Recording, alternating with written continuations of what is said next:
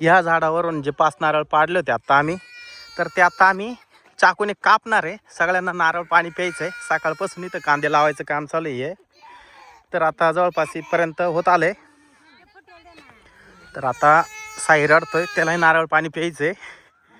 दिलं बघा, तो आता शांत झाला. दिलं ना आता तुला नारळ पाणी? दिलं ना तुला आता नारळ? सगळे पलंगावर बसले इथं. चाकू कुठे? मोठे चाकू दे तू नारळासाठी. तुला पाणी प्यायचं? काय झालं?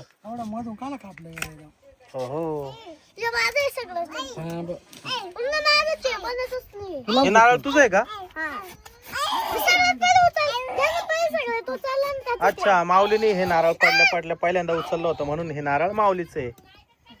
हो हो, पाणी बघा ना त्याच्यात किती आहे. सईला दे, त्या सावड्याला दे सोडून.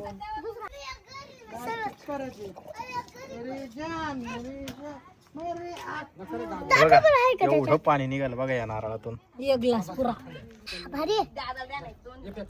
काय नाही? विकलं हो हो, दुसरं नारळ फोडलं का? हो हो, तुफान पाणी निघालं नारळामध्ये.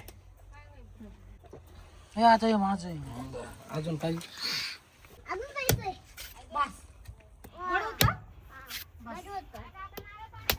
हो, तुफान पाणी बर का नारळात.